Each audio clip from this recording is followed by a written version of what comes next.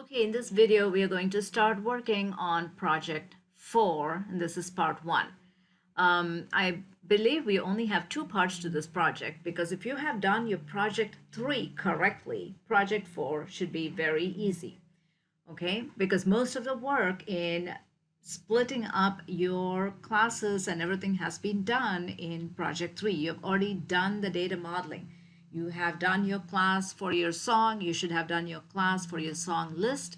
And now all we are doing is changing our arrays in the classes, the char arrays and the array of songs or the array of videos in the classes to dynamic arrays. That's all we are doing. So here's your project 4. If you look at it, again, it's a song database, nothing changes. You still are going to use a class to model a single song. You're going to use a class to model the array of objects. And you're going to use pointers and dynamic memory for the arrays in your classes, okay?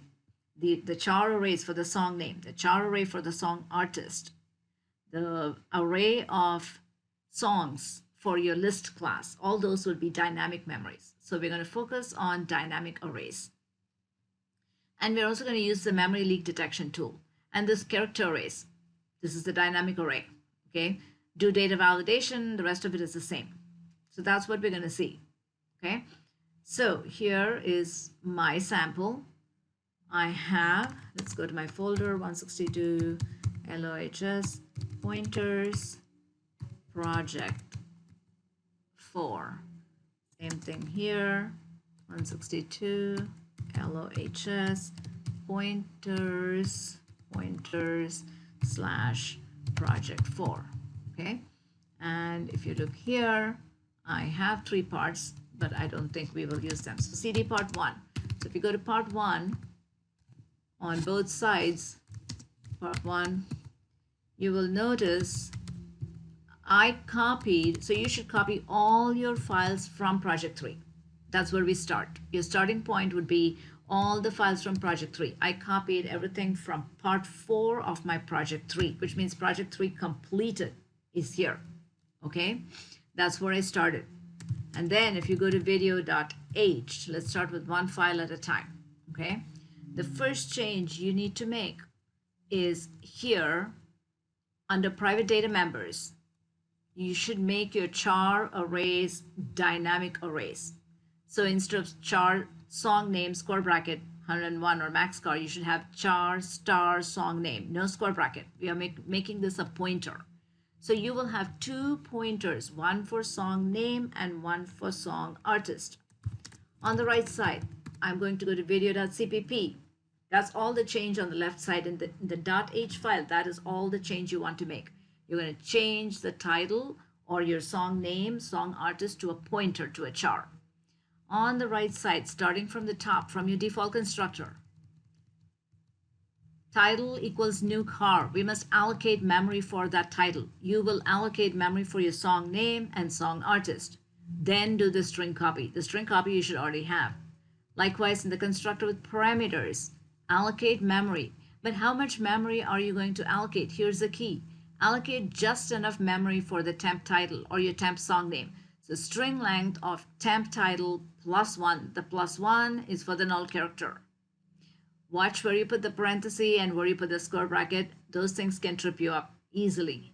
So allocate enough memory for the temp title coming in and then copy it. Okay. Destructor. We must have a destructor that has something in it. If title, that means if the pointer is pointing to something, delete it and set it to null or null PTR. You must have this. You must have 2 of these because you have 2 char arrays, 2 dynamic arrays. One is for your song name and the other is for your song artist. You must have 2 of them in the same destructor, not 2 destructors, both in the same destructor. You can only have 1 destructor. Okay, the next one are your mutator functions. Again, I only have 1 because I have 1 char array called title. So I have this 1 mutator function called set title. And in there, you must deallocate the memory that your default constructor created. If title, delete title, title equals null, and then allocate just enough memory for the new title coming in. String length of new title +1. New char string length of new title +1. You must do this. Otherwise, it's a waste of memory. And you must make sure you deallocate the memory that was allocated by your default constructor. Okay. All right. You will have two of these. You will have set song name and set song artist. Do both. Nothing else changes in this file. That's it. Okay. Okay. So we can come out of here. Come out of here. Video is done. Now let's take a look at video list.h. Video list.h and video list.cpp. The next two files that need to be changed. So here is my array that has been changed to a pointer. A list is now a pointer to video. Okay, no square bracket, list is a pointer. It will eventually create an array of videos. You will create an array of songs. So you need one pointer to song. Count was already there. Capacity, make capacity a local private data member. That is the capacity of your array. We're going to make our array grow. So we have 20 elements as cap.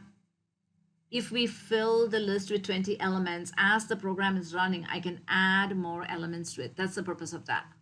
Okay, go here on the right-hand side to line 1, start from the top.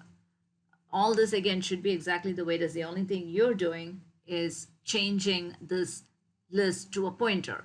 So in the constructor, you must allocate memory. Set capacity equals to that cap and allocate memory enough for that capacity. So list equals new video, list equals new song, new task, whatever it is that you're doing, right? New video capacity creates the array, count equals 0. Likewise, in my constructor from file, capacity equals cap, list equals new video, count equals 0. Exactly the same thing. Before you start reading from the file, you must allocate memory, set count equals 0. Then the rest of the code is the same. Nothing changes. Okay? Okay, destructor.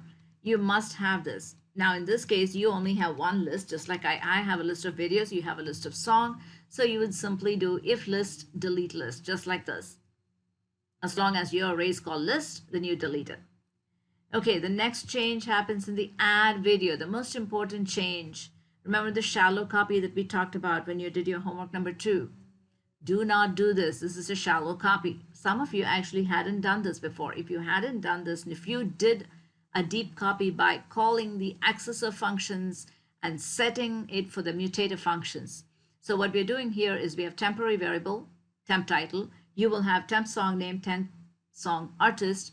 You will use the a video, which is a parameter, right?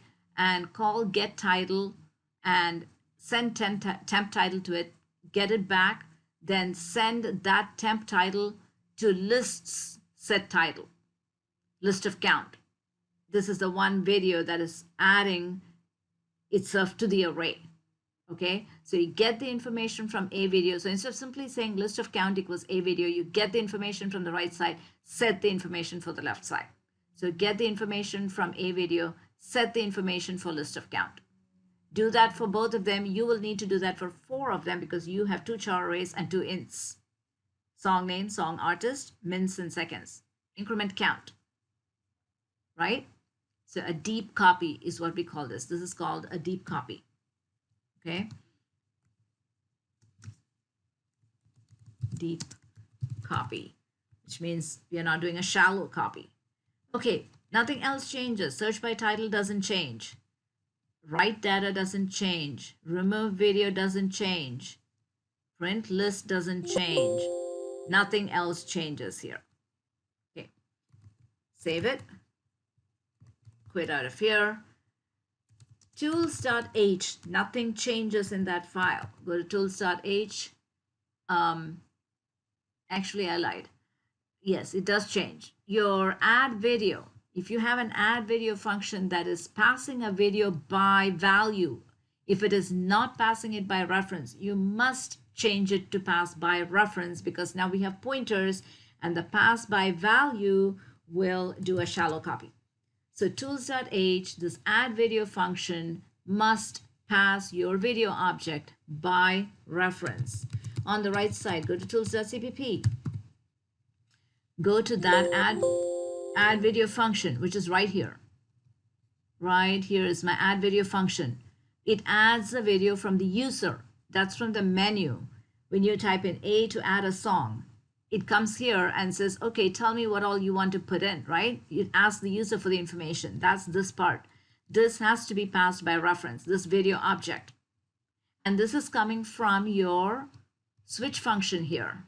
So if you look in your execute command, switch function, here, you're creating a video and you are passing that to add video. And that has to be done by reference. And I'm going to uncomment these. I'm not sure why these are commented out. Store.remove and store.search. All those should be working. Okay. Okay, so go down to this add video. This overloaded add video function must take this video by reference. Do not pass it without the ampersand sign. Do not pass it by value. Okay, that's done. Nothing changes in main, really. Nothing changes in main. Everything remains exactly the same way. Now, we are going to go ahead and build this. G++ minus wall minus G and all the name of your CPP files, main.cpp, video.cpp, video list.cpp, and tools.cpp. And these warnings are fine. You shouldn't have any other errors. If you do, in my next video, I will show you all the potential reasons your program is not working. So I forgot to give it an executable name, so it called it a.out. If you don't give it an executable name with a minus option, it automatically gives it a.out. So ./a.out. Okay, that will, here's my list, and I go ahead and do a D to display everything that it loaded from the file. I say I want to find a movie by title. I type in Beast. It should find Beauty and the Beast. If I add a video, I should be able to add, I don't know, Star Wars #2 or something like that, and 2010, and then display and search by title. If I type in Wars, it should pick up both of them for me. Remove, prints it. You should have a print function before you should call the print function and say, okay, what do you want to remove? I'll say I want to remove #1. Then I say D to display again. It removed Beauty and the Beast. And if you quit, that means I have a problem. Anytime you quit and you see all of these things, that means there is some kind of a problem somewhere. So you go through and take a look at it and see double free or corruption usually means that there is a problem in the destructor before it quits. So in my next video, we will take a look and see where those errors could come from, and we will try to fix that.